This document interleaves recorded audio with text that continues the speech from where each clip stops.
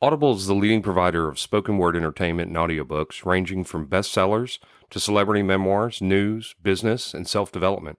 Every month, members get 1 credit to pick any title, plus 2 Audible originals from a monthly selection, and access to daily news digests from the New York Times, the Wall Street Journal, and the Washington Post, as well as guided meditation programs. Between a full-time job in IT and a full-time job in podcasting, it gets harder and harder to sit down and read the books I'm interested in. This is where Audible comes in. I can listen on my daily commute, relaxing, or while out running errands and still get in the books I've been wanting to get into. You can download titles and listen offline anytime, anywhere. The app is free and can be installed on all smartphones and tablets. Now you can try Audible risk-free with a special 30-day free trial by visiting audibletrial.com/nerdery and murdery. That's audibletrial.com/nerdery and murdery. Don't let your busy life get in the way of that great book you've been wanting to read. Go get your free trial of Audible today. This podcast is sponsored by BetterHelp. This is Geoffrey, and we've talked about many times before that I experience problems and struggles with my mental health, and really without a healthy mind, being truly happy and at peace is hard. The good news is therapy does work. It's helped for me, but what is therapy exactly? It's whatever you want it to be. Maybe you're not feeling motivated right now and would like some tools to help. Or maybe you're feeling insecure in relationships at work, or you're not dealing well with stress. Whatever you need, it's really time to stop being ashamed of normal human struggles, and it's time to start feeling better because you deserve to be happy. And now you don't have to worry about finding an in-person therapist near you to help. BetterHelp is a customized online therapy that offers video, phone, and even live chat sessions with your therapist, so you don't have to see anyone on camera if you don't want to. It's much more affordable than in-person therapy, and you can start communicating with your therapist in under 48 hours. So join the millions of people who are seeing what online therapy is really about. It's always a good time to invest in yourself because you are your greatest asset. And there's a special offer to Nerdery and Murdery listeners. You can get 10% off your first month of professional therapy at betterhelp.com/nerdery and murdery. That's betterhelp.com/nerdery and murdery. Thanks again to BetterHelp for sponsoring this podcast. So Zig likes to do these music lists, and he makes he very painstakingly makes the list, puts them together on YouTube so I can go listen to them. And often I fail and I forget that I've got to go listen to them, or I get them last minute and I don't get a whole lot of good notes on it, but I try to give a listen to it. So with that, did I listen to this and the song list from last episode? Well, if you listened to last week, you know I did. And yes, I listened to the second set that we're going to talk about as well. And so the question I'm going to pose to everybody, do you think that I hate Ziggy after having to listen to these 20 songs? The answer is fucking yes, I do.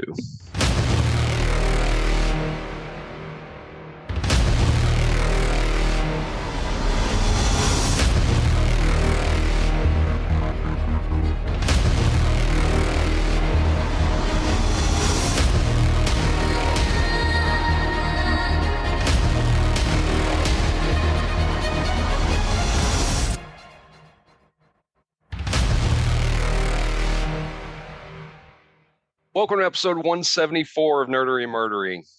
Big 174. I'm Zig with your nerdery. And I'm Geoffrey with your murdery. Welcome to another week, the ups and the lows, the highs, the ups and the downs, the highs and lows, the ups and the downs, the good and the bad. I think I stumbled over myself in there. Oh, well. I have the nerd and the murd. And the nerd and the murd. Thank you.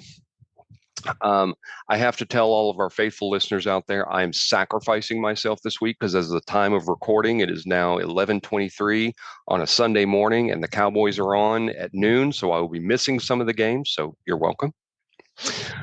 I did get a new laptop because my old one was starting to have a lot of problems, and it was crashing constantly, so I got a new laptop. So I'm having to deal with Windows 11. Let me say this about Windows 11. First of all, I'm pissed as all get out at Microsoft because Windows 10 was supposed to be the last operating system. They were supposed to Yes. just be doing security patching and updates from there, not get a whole new system. Well, now we have Windows 11, You and can't move the search bar. yes, you can. Yeah, you can. I've got mine moved. I've got mine moved over to the left where it's supposed to be. It's real easy to move. It's not hard. I'm not a fan of Windows 11. They've moved things unnecessarily. It's harder to find things. Someone like you and I that deal a lot with the system settings and going on behind the scenes to fix computers and whatnot. Things are harder to find in Windows 11. You've really got Yes, to they are. search for them, and it's a Yes, they pain in are. the ass. Yeah, Um, it's not click. It reminds me of 8. a 8 was little a bit. pain in the ass to find anything on. Yeah, a little bit. But for those of you not in the know, Windows 10 end of life is October 2025. Microsoft will no longer provide support for it after that. So you kind of have to go to Windows 11. So at least I'm on it now and getting used to it. I upgraded my work laptop to Windows 11 and had so many problems. I ended up actually replacing the laptop completely and going back to Win 10 on that. Um, but yeah, it's just stuff is so much harder to find in 11. I'm not enjoying it. I'm not enjoying it at all. Hope everybody is enjoying the new music we're putting at the end of the show. Please make sure you stay tuned at the end as we do have somewhere between 8 and 10 different AI generated songs that we're adding to the end. So hope you like them. Do give us some comments in those. Let us know the ones you like, the ones you don't like. I personally thought they were pretty cool and I liked them. I did upwards of about 20 to 25 different songs before I came across the ones that I thought were perfect for the show. So be listening to those. Good That stuff. good stuff. That is all I have. So Zig, if you want to take over on the nerdery side of the house. Hey, we're jumping right back into the DC indie scene. Now, in the last episode, we talked about how there were two different, I don't want to say disparaging, but two different, completely different sounds that were going on in DC that were playing in the same venues and a lot of times on the same bills.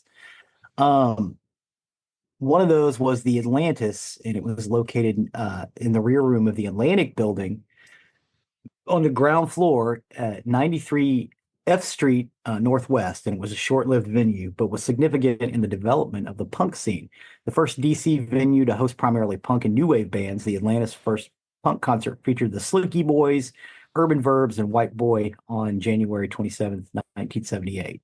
By early 1979, the Atlantis had closed, but the space would reopen under the new ownership on May 31st, 1980, as the Nightclub 30, soon known as the 930 Club.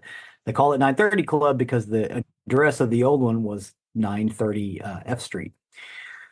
It was among the earliest Washington, D.C. punk bands formed in the early 80s and played at this location, which we have talked about. The tradition of holding all ages shows at small DIY spaces has roots in early Washington, D.C. straight edge movement, and it emerged from the idea that people of all ages should have access to music, regardless if they're old enough to drink or not. So there was kind of a shift around. So in the early 80s, you had these all ages shows playing at like the 930 Club and places like that, Adams Morgan, whatnot. Um, but about 1984, 1985, there was a white supremacist group that started to show up at the shows. They were called Hammerskins. I think I've talked about this before. I got saved by a gentleman known as a young urban knight. Yeah. Uh, who saved me from getting a trouncing by some Hammerskins one evening at the Axis Club in Fort Worth. Um, really, really, it's Steve the Punk. I ended up going to college with Steve later on. Steve Punk was awesome. Big old dude he was really straight edge and was really into the music.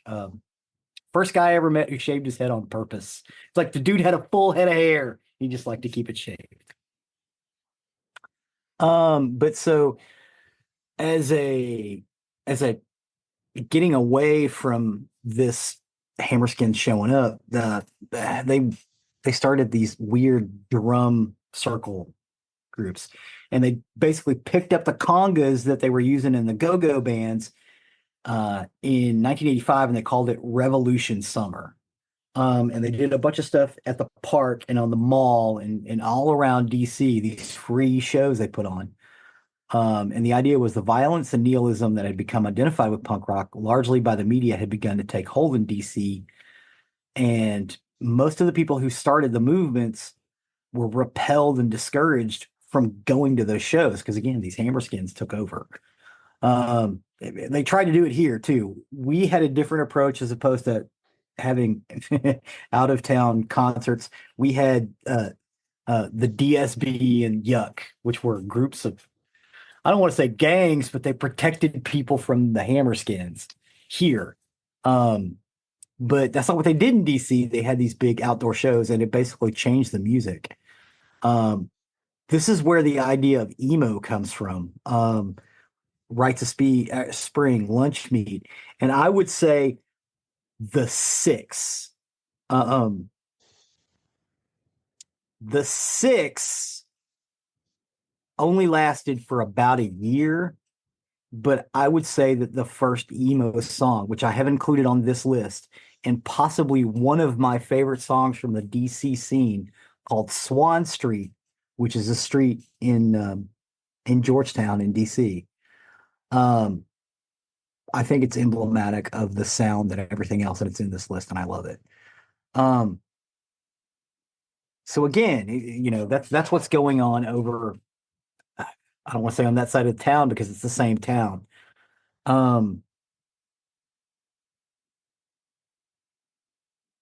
So at the same time, some of the Go-Go's bands, the Young Senators and stuff, were playing clubs as well in Crystal City in Virginia, which is just on the other side of the river from DC, and having big, basically warehouse shows. And inspiring some other R&B sounds that were kind of going out there at the time. The Young Senators were big, so was Rare Essence and Chuck Brown and the EUs, and they were going gangbusters. And they also showed up to some of these Revolution summer shows, which were, enigmatic of wanting to come together. And at that point, the bands and the sounds started to come together. That's kind of what we're going to talk about now. So we've got Scream, Came Without Warning. It's an American hardcore band from Washington, D.C. They originally formed in the suburbs of Bailey's Crossroads, Virginia, in 1981. They played all the way up until 2009, and as of January 2012, they were on tour in Europe. As of 2017, the band was still touring both America and the United Kingdom. Scream was formed in Northern Virginia by Pete Stahl, Fran Stahl, and Skeeter Thompson, and Kent Stacks, who replaced the original drummer Steve Outen. And again, it's the two guitars, one bass player, one singer. They recorded their music at the basement of Inner Ear Studios in Arlington, Virginia. Scream is the first of DC's independent Discord record labels to release a full-length album as opposed to 7 or 12-inch EPs. What did you think about Came Without Warning by Scream? I can't stand punk. I just can't. No, I tried sticking with this one. I just couldn't. Punk is just not my genre, and I did not like this one.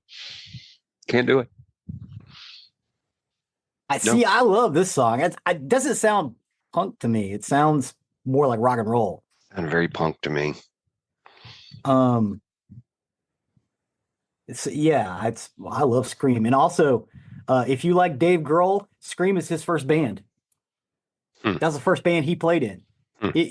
When they split up the first time, they left him on the west coast of the U.S.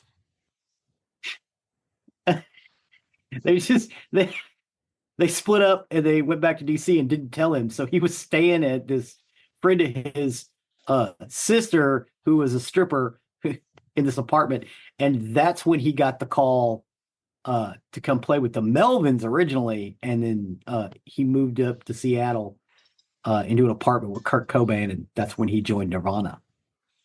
Hmm. But yeah, Scream, the first time they split up, they left. Left Dave Grohl in a stripper's one-bedroom apartment and went back to DC and didn't tell him.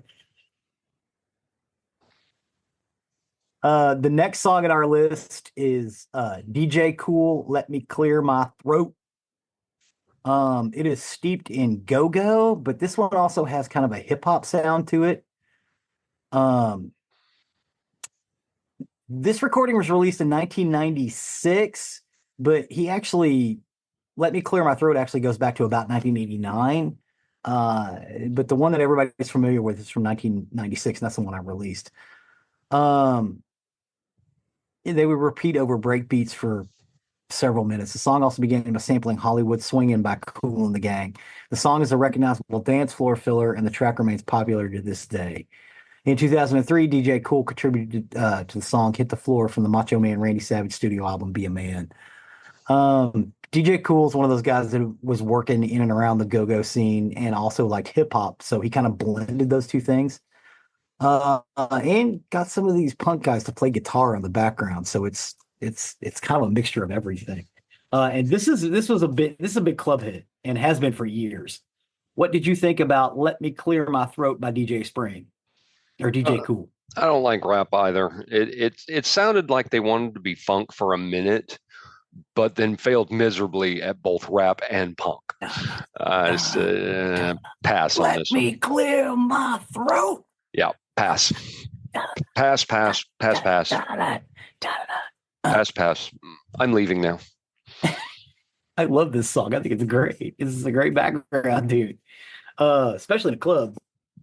The next song is For Want Of by Rites of Spring. Rites of Spring is basically that seminal idea of that post-hardcore sound.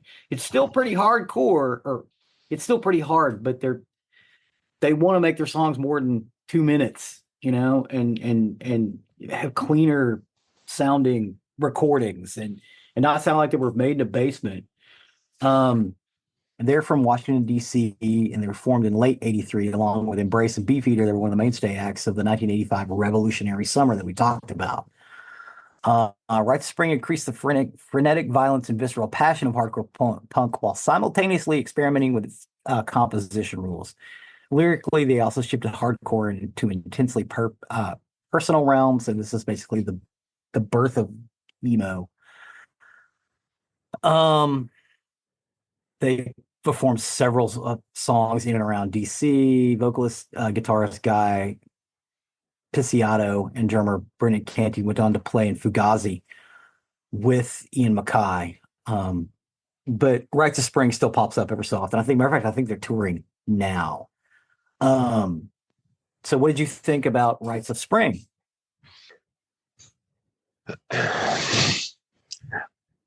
I seriously contemplated your death at this point for making me hear most of this music. You don't like Rites of Spring? Rites of Spring's awesome. How can you like the Foo Fighters and not like Rites of Spring? The hatred I had for you was extreme at this point.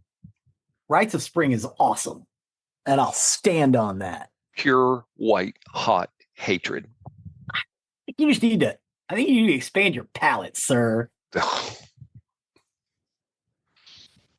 I have an expansive palate. Thank you very little.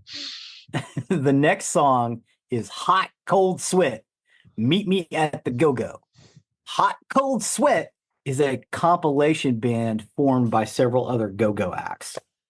So you got people from the EU, people from the Soul Searchers, people from all of the bands that we talked about perform with Hot Cold Sweat. And then they have this like YouTube radio station that just does these party records essentially. Meet Me at the Go-Go is one of the biggest ones, and it's awesome, and I had to put it in here. It's not a specific Hot Cold Sweat is not a specific band. It's a little bit of everybody. There are a couple of primary players, but for the most part, everybody in Hot Cold Sweat is in every other band. and it's a compilation. And I think it's awesome. What did you think about Meet Me at the Go-Go? I was glad we were finally back to some cool funk on this one. This one had me bobbing my head like I was in a night at the Roxbury. Yeah. Not as good as some of the other funk in this list, but I really Mhm. dug this one. This was a good song. I Yeah. like this one. Well, I mean, This was a again, nice it's palate cleanser for me. uh, this is this is like everybody kind of does something with Hot Cold Sweat. And like I said, they started out as a different band, but then they all joined different bands and then they kept doing Hot Cold Sweat. So it's one of those things. Is it really a band or is it a compilation? It's a little bit of both. But it's one of those things. When they play, everybody shows up. The next song, as I've said before, is Swan Street by the Three. Um, they were a post-hardcore band that released music on Discord Records, again, owned by Ian MacKaye. The group was active from the summer of '86 until its breakup in early 1988, so right at a year and a half. The band's initial lineup included Ian MacKaye and Jeff Nelson of Minor Threat, along with Jeff Turner and Steve Niles of Grey Matter. MacKaye soon left the band and was replaced by Mark Haggerty, also from Grey Matter. Following MacKaye's departure, the group sought a new singer, auditioned Bruce Merkel of 9353 before deciding to proceed with Turner as a vocalist. Turner's increasingly sophisticated songwriting and Nelson's powerful, precise drumming distinguished the band from Grey Matter. Mark Anderson and Mark Jenkins observed in their history of the Washington, D.C. punk scene Dance of Days. Three Song Swan Street was described by Washingtonian magazine as one of the DC punk scene's most enduring song and an anthem of youthful confusion that still resonates. Their sole album, Dark Days Coming, was released in 1989 after the band broke up and remastered in 2010. The group also contributed an acoustic version of their song Swan Street to the State of the Union compilation that Discord Records released in 1989. And let me tell you, that State of the Union compilation was seminal for young indie kids all over the United States. Um, most of them were purchased on cassette. I think they actually had a vinyl release, but I've never seen it. And I've seen this album in many indie kids' hands. Um, but yeah, Swan Street to me is enigmatic of what this is supposed to sound like. It's hard, it's poignant, it's I don't know, it's Gen X angst. Boom, right there. That's what that is. What did you think about Swan Street by Three? I wish we could have left the singer out of this. The singer was very nasally and annoying. If I could have listened to this one as just a pure instrumental, I would have liked this song. Song's badass. The Yeah. instrument on the song is badass. That when because it starts with this acoustic guitar, and then and the singer kind of sings a little bit, and then the drum starts this. I don't even know what that is, a roll, Mm-hmm. and it just goes crazy. And then there's a guitar solo in a hardcore punk song. No, well, it's because they're not hardcore punk. It's a different sound. Again, I love this. His voice could be better. Also, they're called the Yeah. Three because when they were asking, "Hey, what do you want to call yourselves?" Well, we'll just call ourselves the Three. Then you realize there were four people at the band, and they thought it was funny. Why you call us three? There's only three of you. No, there's four of us. Oh, well, we should call you the Three anyway. Yeah. Just leave the And singer out, and I would have enjoyed this one. but the singer's the one playing the acoustic guitar, like a ringing a bell. Well, that's fine. Just don't sing. The next, uh, the next song is "Loose Booty" by Junkyard Band. The band was formed in 1980 by children ranging in age from 8 to 13, living in the Berry Farm Government Housing Project in Washington, D.C. They were inspired to play after witnessing the performance of a local go-go band in their neighborhood. Not having resources to purchase traditional instruments, the children instead scrounged their neighborhoods in search of objects that emulate the sound of real instruments: hubcaps, plastic buckets, crates, cans, and discarded pots and pans. These type of go-go bands became known as the Bucket Bands, and after a few informal performances in Berry Farm, the group was dubbed the Junkyard Band by locals. This is perhaps a reference to the animated television program Fat Albert and the Cosby Kids, whose band, the Junkyard Gang, also performed on improvised instruments. With go-go music gaining in popularity, the band gained local notoriety. The band began booking performances at schools, recreation centers, fundraisers, and government agencies. The band was also seen performing for tourists on the street in Washington, D.C. This popularity led to an appearance in the 1984 Cavalier Men's Store television advertisement, the 1983 film DC Cab, and the 1988 film Tougher Than Leather with Run DMC. I love It was DC an Cab. interaction with Run. Yeah, it's the band that's playing on the side is these guys, and I think they're actually playing Loose Booty. Run led to an eventual because they met Run, it led to an eventual contract with Run's older brother, Russell Simmons, Def Jam Recordings. Far from being a novelty act, Junkyard can be thought of as creators of the new school in terms of their contributions of the world of go-go. So what do you think about Loose Booty by Junkyard Band? This was another very annoying song. I didn't like this one at all. I mean, yuck, yuck, yuck, yuck, yuck, yuck, yuck. You didn't like you Loose Booty? Yuck, yuck. I loved all the drumming in it. There's a lot of drumming in Loose Booty. Nah. And I think they were still using the buckets. Pass. The next song is probably the most well-known song from this era, from these people. Fugazi, which was the last band made by Ian MacKaye after Egg Hunt. Because he made Egg Hunt on Easter and did like one album and then formed Fugazi with all his friends. The band consists of guitarist and vocalist Ian MacKaye and Guy Picciotto, bassist Joe Lally, and drummer Brendan Canty. Fugazi ran for up until the early 2000s, like 2000. They said they were in an indefinite hiatus since 2003, but they still get together and do shows. Fugazi is the culmination of that sound, and they were really, really popular for a while. Their biggest song, which you used to hear way back in the day, was Waiting Room. And so now we want to talk about Fugazi's Waiting Room. Geoffrey, what do you think about Waiting Room? This is another one that had a great open to it, but then the singer kicked in at the 36-second point. It ruined a perfectly good instrumental. It could have been a great song, then the singer had to start. So it's just another one that I had a singer that ruined it for me. That's actually Ian MacKaye singing. The next band is Fort Knox 5, the Brazilian hipster. Fort Knox 5 was formed in 2003 by Steve Raskins, Rob Myers, Sid Barcelona, and John Horvath. The group chose their name because our studio has always been called Fort Knox. Though there were only 4 members in the group, the members hail from, again, kind of a callback to the 3. Yeah, they call themselves the Fort Knox 5, or Fort Knox 5, there's only 4 of them.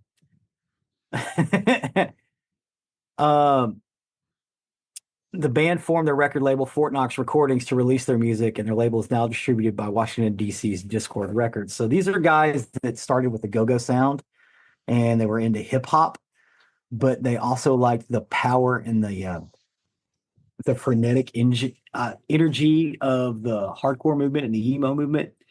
So basically, we're getting to the point where these bands are blended. Fort Knox 5. I don't know why that's so hard to say. You're thinking of Fort. Where that you're thinking of Force Fox 5. Yeah. Fox Force 5. Fox Force 5. Because there were 1, 2, 3, 4, 5 of them. Yeah. Fort Knox 5. What did you think about that particular ditty? Was glad to be back to funk again. I thought the song was a little repetitive, but overall it was a very nice instrumental. It's not one of my favorites of the funk ones from this list, but way more tolerable than the punk stuff. I was just surprised. This is one of their early ones. You should check out some of their later stuff, the stuff that they're doing now, because they're still an active band. I'd listen to more from these. Yeah, those guys are awesome. Yeah, but again, they're distributing through that Discord Records, which is that hardcore punk label. The next song is Soulside, Times Like These. The original name of the band was Lunch Meat, and they were formed by high school students Bobby Sullivan, Chris Thompson, Scott McLeod, and Alexis Fleisching in 1985, again, during that Revolution summer. The next summer, the band reunited under the name Soulside, recording an album at Inner Ear with Ian MacKaye, Don Zintara, and Eli Janeway. The album was the second release on Sammich Records, Sammich, Sammich. At the end of that summer, the band again went on hiatus as the members returned to college, except for Thompson, who had decided not to return to college and formed Ignition, another band. When the other three band members returned from college in the summer of '87, they had all agreed to quit college and dedicated themselves to the band. They recruited high school friend Johnny Temple to replace Thompson on bass. In 1987, the band returned to Inner Ear Studio with Ian MacKaye to record their second album, Trigger, for Discord Records. The band toured throughout the United States. Soulside is still out. They're still doing stuff. We're going to talk about Soulside's times like these. Again, this is the melding of those two sounds. What do you think about Soulside? I thought this one was very out of place on this list. I thought it was more Southern rock, like ZZ Top or Stevie Ray Vaughan. That being said, this may be my favorite song on this list. This one immediately goes into my playlist. I like this one a lot. I love the gritty guitar on this one, but I really thought this was more Southern rock. I wouldn't have placed them in this list. I mean, I understand why they're in this list, but had you given me them and said, "Oh yeah, out of context, they don't sound like they." Yeah, not at all. I like this one a lot. That's what this stuff that's coming out of DC sounds like now. Okay. So if you might jump into the DCC now, if you like that. But yeah, Soulside is pretty damn awesome. They do incorporate a little more hard rock into their stuff. Mm-hmm. Just because they like hard rock guitar solos, which, I can't blame them. Hard rock guitar solos are fucking awesome. The next one is a dance band called Nada Strom. The song is Snake Juice, and it's originally from College Park, Maryland. Nada started as a radio DJ while going to college at the University of Maryland for 88.1 WMUC, which led to his interest in producing and being a DJ. In the early 2000s, Nada met Jesse Titsworth through a mutual friend and was invited to spin at his party, Crunk, in Washington, D.C. He went on to host Taxlow in Baltimore, and in 2007, Titsworth introduced Nada to Matt Nordstrom, who he formed like a DJ collective, and they decided to start making music together, which is why they're called Nada Strom. It's from Nada and Nordstrom. It's the electro house Baltimore club music. Nada is credited with creating the house and reggaeton fusion genres Moombaton. In November of 2009, while DJing in a high school house party, he slowed down Afrojack's Dutch house remix of Moonbob with Chucky and Silver Economo to a mid-tempo of 108 beats per minute. And that's where reggaeton comes from. But we're going to talk about Snake Juice, which is... It's go-go. It's techno. There's some of that punk sound in it. There's... I don't even know what to call this. But I thought, you know what? This is what's going on right now. You've got the band we just talked about that are mostly guitar-based. You've got Fort Knox 5, and you've got Nada Strom. And that's what's going on in DC right now. Nada Strom, to me... This sounds like club music, but you can kind of hear that go-go sound in it. And again, those hardcore punk rock guitars are always there. But it also kind of rolls into reggaeton, which is weird.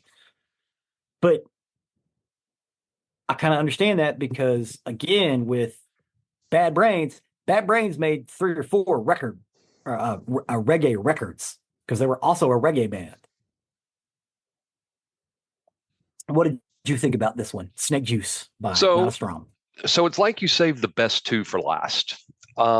This one easily could have been in an acid house list. It fits right in there. I like this one a lot. It's very trance. It's a great song to end this on. This one goes into my playlist. Right on. I mean, overall on this list, I got to give it a 2.5 out of 10. If this is the DC indie scene, I want very little of it. The last two were great, but the rest of the list and the genre as a whole, honestly, it made me wish horrible and tragic things upon you. Fort Knox 5, Not a Strom, and Soul Cider, what's going on now? That's how but we could not get here without going through that other stuff first. That's a damn shame, too. I like some of that other stuff. Some of that other stuff is some of my favorite music. But yeah, you get Soul Side is fucking awesome. Not Strom, fucking awesome. And again, Fort Knox 5. I said it right that time. Because I keep wanting to call them Fox Force 5. Those guys are great. But yeah, that's it for the DC sound. Again, there are several hundred bands I did not list. I'm sorry about that, but I'm not. I had to bridge the gap. I'm like, oh yeah, this is a really cool sound. But I want to explain how we got here because it's like, wait, what do you mean this techno band is releasing music out of a punk rock record label? Well, yeah, because it's DC. I have to explain how that happened. Does that make sense? Sure. No, absolutely. Absolutely. I appreciate the work that you take going into these. I try to give them a listen as much as possible. Just some of them, I just want to beat myself over the head with a hammer. Speaking of, let's take over on the murdery side of the house. Murder. For today, I got my information off Wikipedia, Yahoo News, New York Post, and 10 News Tennessee. And as I had previewed last week, this is the story of the Redhead murders. The Redhead murders.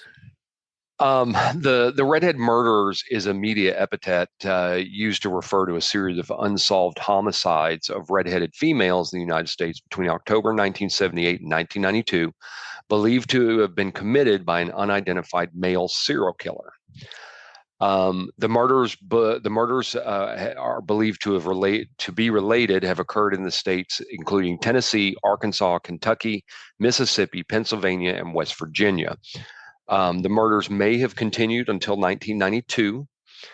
The victims, many remaining unidentified for years, were usually women with reddish hair whose bodies were abandoned along major highways in the United States, often strangled.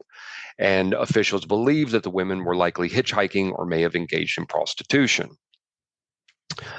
Authorities are unsure how many people were responsible for these murders, if they were all performed by the same perpetrator or perpetrators, and how many victims there have been.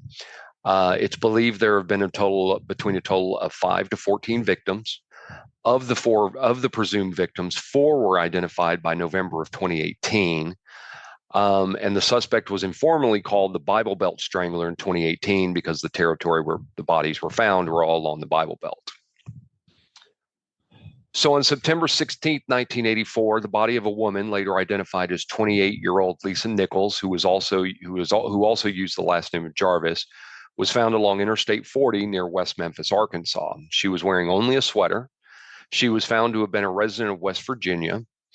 But authorities were not able to identify and contact her family members for some time, indicating that Nichols was estranged for them. She would eventually be identified in June of 1985, 9 months after she was murdered.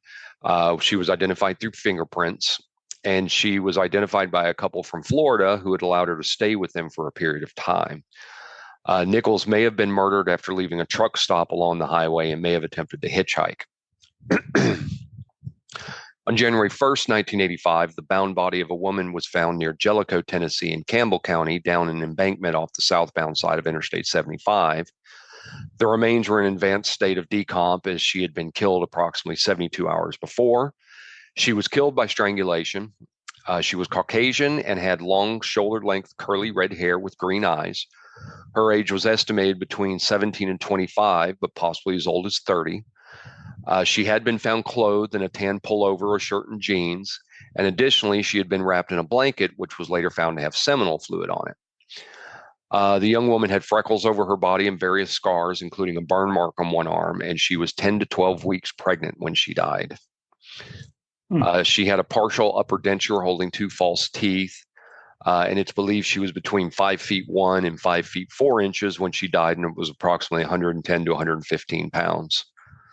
On September 6, 2018, the Shelby County Sheriff's Office announced that the victim had been identified by fingerprint as Tina Marie McKinney, a farmer of Indiana. She was 21 at the time of her death and was last seen in Indianapolis, Indiana, accompanied by a trucker said to be headed to Kentucky.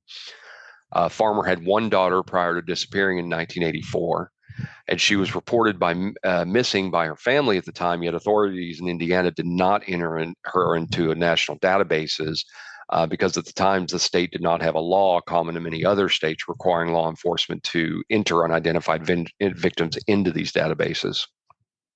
Huh. On April 3rd, 1985, the skeletonized partial remains of a young girl were discovered about 200 yards off Big Wheel Gap Road, 4 miles southwest of Jellicoe, Tennessee, in Campbell County near a strip mine. She was believed to have been dead between 1 and 4 years. Her age was estimated between 9 and 15. She was found by a passerby, and the cause of death is undetermined, which does not rule out homicide. There were 32 bones, including her skull, which were recovered from the scene. And her skull was complete enough to permit a facial reconstruction attempt. Again, this has always fascinated me how they can do that. A necklace and bracelet made of plastic buttons were found nearby, as well as a pair of size 5 boots and a few scraps of clothing. These items may or may not have belonged to her.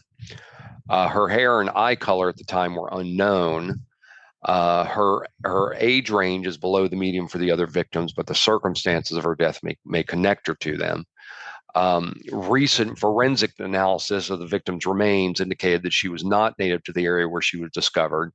The test showed she was most likely born in Florida or Central Texas and had later lived in the Midwest, Rocky Mountain states, the Southwest, or the Pacific coast. And then on August 30th, 2022, she was identified as 15-year-old Tracy Sue Walker of Lafayette, Indiana. And as it turned out, she was redheaded as well. The connection was made after Othram Laboratories located a possible family member in the Lafayette area in the Tennessee Bureau of Investigation, or TBI. Intelligence analysts located several relatives there who confirmed they had a relative who disappeared in 1978. Tracy's mother had twice reported her as running away from their Eisenhower Court home in Lafayette, and Tracy was last seen at Tippecanoe Mall with a friend sometime in 1978. DNA samples were taken and submitted to the Combined DNA Index System, or CODIS, from which the UNTCHI identified Walker's remains. Her remains had been kept for years as Jane Doe by the University of Tennessee Anthropology Department, and her remains were transported the 400 miles from Tennessee back to Indiana so she could be properly put to rest. On March 3rd, 1985, the skeletonized body of a red-haired female was found in Pleasant View, Cheatham County, Tennessee. She was believed to have died between 3 and 5 months previously from an unknown cause. However, her case is possibly linked to the Redhead murders because her remains were found on the side of Interstate 24 between mile markers 29 and 30. Unlike some of the other victims, she was wearing clothing, a shirt, sweater, pants, and underwear. She was white, between 5 feet and 5 feet 2 inches tall. Her weight could not be determined. An examination of her teeth showed that the victim had evidence of crowding and overlapping in her mouth. And she was believed to be between the ages of 31 and 40 at the time of her death. In July of 2023, she was identified by the TBI and Othram Incorporated as 23-year-old Michelle LaVaughn Inman of Nashville, Tennessee, through forensic genetic genealogy. On April 1st, 1985, the body of a woman was found in a large white Admiral refrigerator in Gray, Knox County, Kentucky, alongside Route 25, and her death was by suffocation. The victim had been dead for a few days and was nude except for 2 distinctive necklace pendants, one of a heart, the other of a gold-colored eagle, and 2 pairs of socks, one white and the other white with green and yellow stripes. There were reports that the victim may have been soliciting ride to North Carolina over CB radio. 500 people attended the Jane Doe victim's funeral, which was televised. The case was a local sensation in Gray, as the town was a very quiet and sleepy place where little out of the ordinary usually happened. The refrigerator had a decal of the word Superwoman on the front. Distinguishing features of the body included a number of moles, one on the right side of her neck, one near one ankle, and one below each breast. a yellow stained upper incisor, and a scar and other marks on her abdomen indicating she had borne a child. Her eyes were light brown and her hair was red and nearly a foot long, which fit the pattern of the Redhead murders. After the autopsy, this victim was determined to be between 24 and 35 years old and was approximately 4 feet 9 to 4 feet 11 inches tall. It's also possible that she owned a pair of boots that were found near the refrigerator. Several missing persons had been eliminated as possible matches for the victim, and after the case was publicized in January 2013, police received some tips, but it is unknown if they became solid leads. However, on October 1st, 2018, the Knox County Sheriff's Office announced the woman had been positively identified as SB Regina Black Pilgrim of Western North Carolina. A DNA match was made between her and her grown daughter, who said her mother disappeared when the girl was 6 weeks old. Pilgrim also had 4 other children. Priscilla Ann Blevins was a 27-year-old woman whose skeletal remains were found along Interstate 40 in Waynesville, North Carolina on March 29th, 1985. It's believed that she had been placed at the location around the time she went missing a decade earlier in 1975. She was identified by DNA and dental records in 2012. No cause or manner of death was determined, and authorities have not specified the type of investigation is taking place surrounding her case. She did have reddish blonde hair. On May 25th, 1981, law enforcement recovered a body from a low water crossing on Highway MM near Dixon, Missouri. She had suffered trauma to the face and was strangled with pantyhose.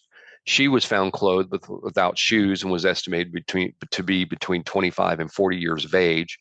She had black hair, but nonetheless had been tentatively linked to the other cases in the murder series based on similarities of modus operandi.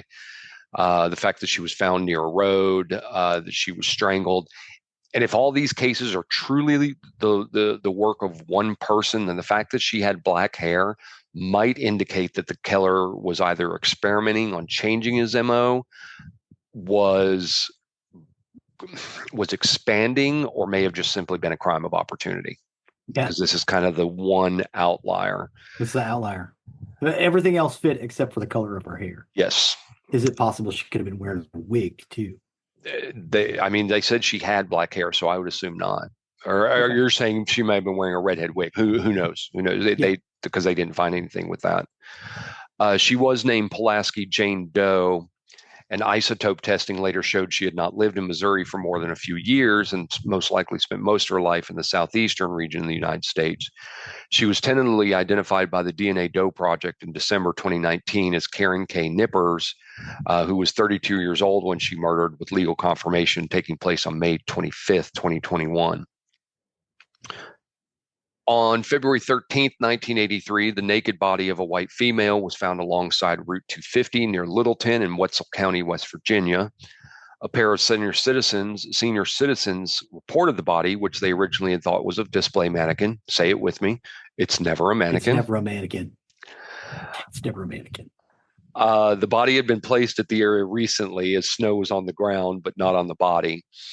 Police said that tire tracks and footprints nearby indicated that she was likely transported to the site after death from another location. Their examination concluded she had died about 2 days previously and was not a victim of sexual assault. Her cause of death was undetermined.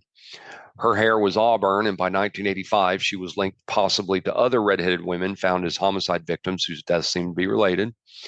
With an estimated age between 35 and 45, this victim appeared to have been older than the median for the other women grouped as victims of the serial killer.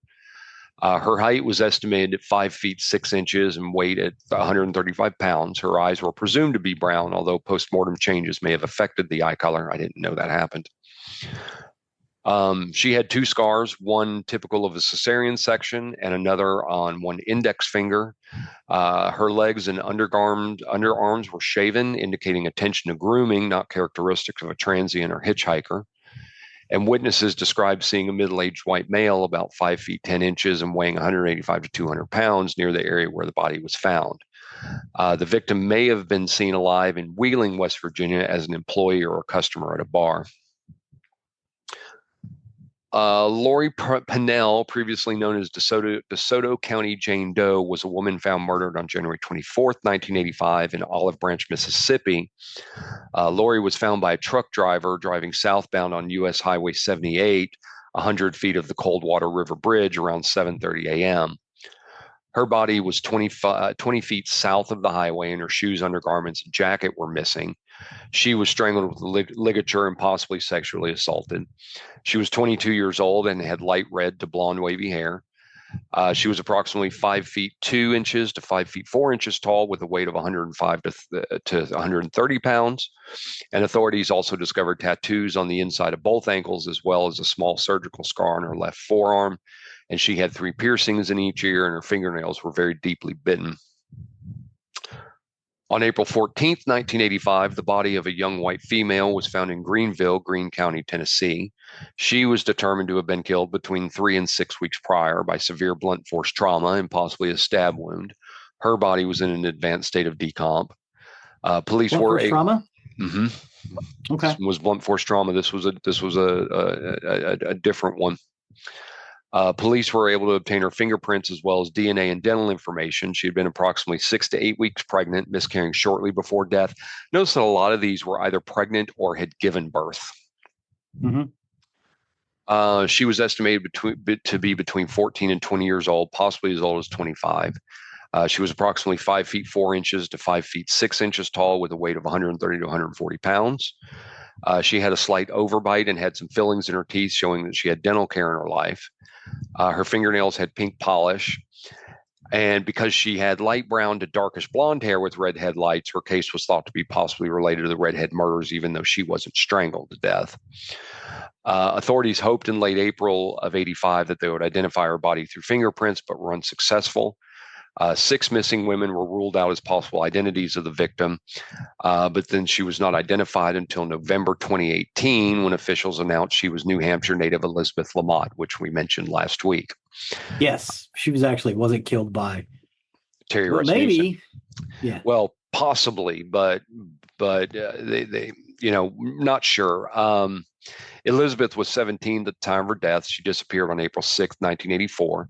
She was identified by a DNA match with the DNA obtained from Lamott's family by New Hampshire police in 2017. She had been staying in a group home in Manchester, New Hampshire, and never returned to her family once gaining furlough. Her family was initially asked for a DNA profile to compare it to the adult female victim of the Bear Brook murders.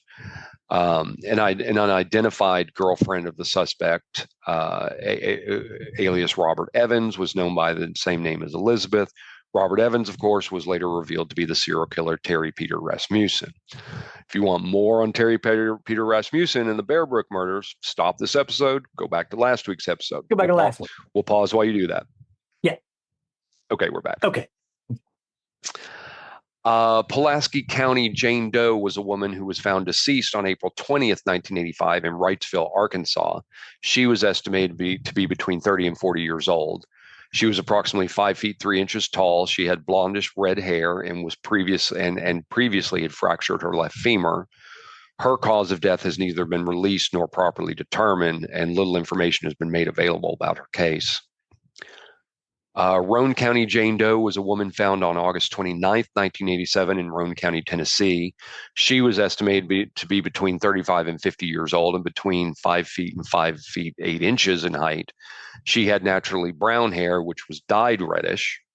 She had a hysterectomy and a tracheotomy. She had a mole on the left side of her back and sported breast implants. Additionally, an old gunshot wound to her third thoracic vertebra found the bullet still firmly lodged in her spine. And authorities determined the body had been burned, likely deliberately to hinder identification experts. She is believed to have been murdered. In 2023, she was identified as Betty Lou Weisley of Knox County. Stacy Lynn Chahorsky was a woman who was found strangled to death in Rising Fawn, Georgia in late 1988. She was officially reported missing in January 1989, 4 months after she was last contacted. Stacy Lynn had informed her mother via telephone she was planning to hitch rides from her current location in North Carolina to her home state in Michigan to the cities of Flint and Muskegon. The victims' remains were discovered along the east side of northbound I-59 near Rising Fawn in Dade County, Georgia, approximately 5 miles from the Georgia-Alabama state line. It was suspected that the victim may have been a hitchhiker prior to identification, but it was determined that she had been sexually assaulted and strangled. She had reddish, strawberry blonde, auburn, or red shoulder-length hair with frosted ends. And in 2019, her age was adjusted to 25 to 35. Before this, she was thought to be as young as 16 and a possible runaway. She was identified with the assistance from Othram Incorporated in March of 2022. On September 6, 2022, Chahorsky's killer was identified as trucker and stunt driver Henry Frederick Haas Wise, who would have been 34 years old at the time of her murder. He worked for the Western Carolina Trucking Company and commonly drove through Chattanooga, Nashville, Tennessee, and Birmingham, Alabama. He had a criminal history in 3 states, ranging from theft and assault to obstruction of a police officer. Wise burned to death in a car accident at Myrtle Beach Speedway in South Carolina in 1999. His DNA was used to identify him as Stacy's killer. And so I'm curious if they are trying to match him against the others of the redheaded murders. Being a trucker and traveling a lot would make some I was sense going to that say, this could this be guy's him. a trucker. Yeah, it makes sense it could be him. However, I haven't found any information on him since 2022. Okay. It's believed that most of the victims remained unidentified due to their estrangement from family members or from not being native to the states from which they were found. Around 1985, soon after the Greene County victim was discovered, Pennsylvania, Tennessee, Arkansas, and Mississippi requested the Federal Bureau of Investigation for assistance with their cases as inconsistencies existed. Victims were found both clothed and unclothed and had some sexual encounter before their murders. During the conference, it was stated that four victims were found in Texas, and the victim found in 81 in Ohio, nicknamed Buckskin Girl, later identified as Marcia King, were ruled out in 1985 as possible victims of the Redhead murders. Another possible suspect emerged around 1985 when 37-year-old trucker Jerry Leon Johns attacked and attempted to strangle a woman named Linda Shackey, who had reddish hair. He left the victim lying near a highway thinking her dead, but she survived the attack after she had been bound, strangled, and dumped along I-40. Her testimony assisted in putting Johns behind bars. Like Tina Farmer, who we talked about earlier, Shackey had been choked with a pair of cloth ripped from her T-shirt, bound and left for dead inside a storm drain under I-40 near Watt Road. Like Farmer and other potential victims of the redheaded murder, Shackey also had red hair. Jerry Johns was later dismissed as the Redhead murders case, but was convicted of Shackey's kidnapping in 1987. Despite his exclusion from the case, it was announced that DNA from Johns was matched to Tina Farmer through CODIS in 2016. He died in prison in 2015 at the age of 67, and a grand jury decided he would have been indicted for the slaying had he been alive. Johns was a trucker from Cleveland, Tennessee before his arrest, but it was not specified whether he's considered a suspect in the other redheaded murders. Another suspect, a 32-year-old trucker in Pennsylvania, was questioned after kidnapping and raping a young woman in Indiana. She managed to escape before sustaining further injury, but this suspect was also dismissed from the investigation after being questioned by Tennessee police. In 2018, an Elizabethton, Tennessee teacher, Alex Campbell, offered a sociology class studying these murders. The class potentially identified 3 new victims and developed a profile for the killer. And over the course of the semester, the students spoke with professional investigators, gathered evidence, and pieced together over 40-year-old mystery to identify the killer responsible for at least 6 murders of the redheaded white women. The Tennessee Bureau of Investigation has agreed with the students' theory, but no charges have yet been filed against the suspect.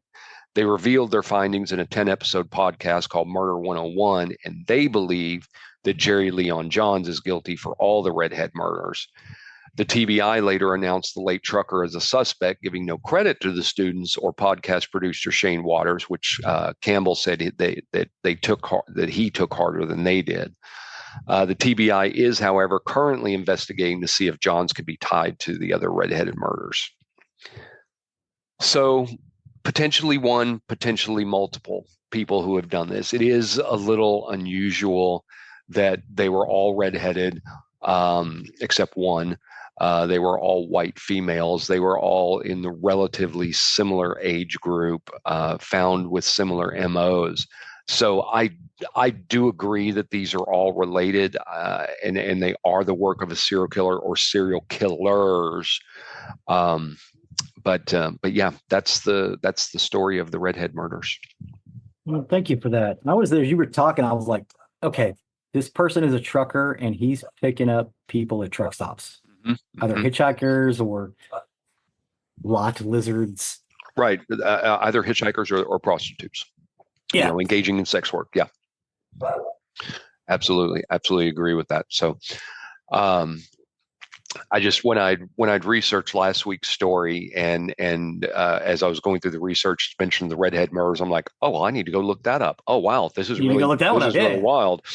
So that's how I came to that. But yeah, thanks for sticking with me on that one. Thank you. Well, that will take us to the end of another recording week. As always, you can find more information about us on nerderymurdery.com. That's our hub for everything that we discuss here. You'll find links to the episode plus pictures of what we talked about.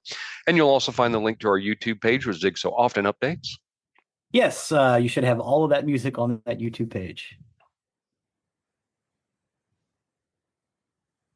Yay.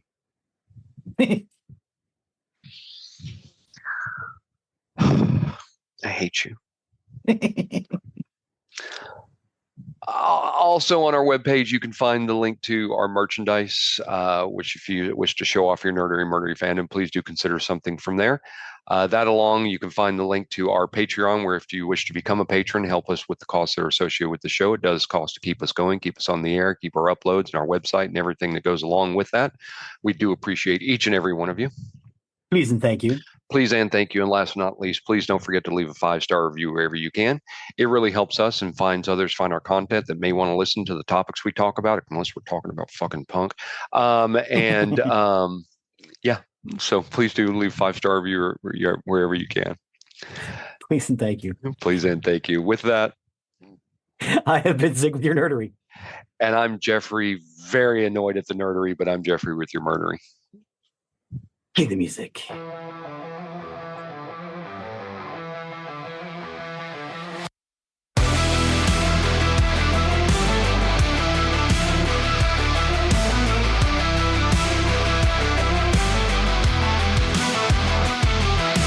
Static crackles, dream state, murdery and murdery fate.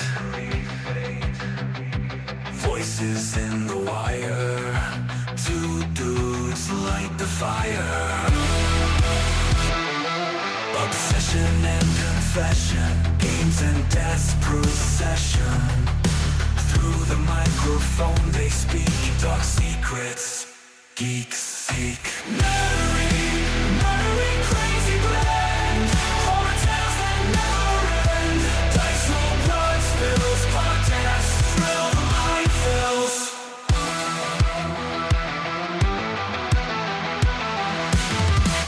Techie talk, ghostly howl, geekdom's graveyard prowl. Mingling thoughts collide, fascination can't hide. Twisted tales they share, darkness in the air, mysteries untold, audiences hold. Rolling out the lore, eerie tales and more. Behind the tales they hide, narratives collide.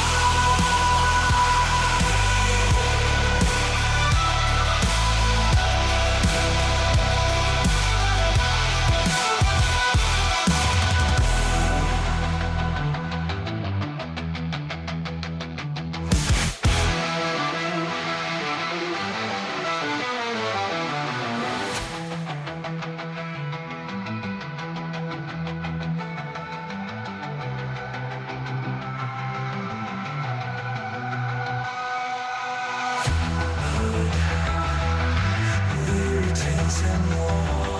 Behind the tales they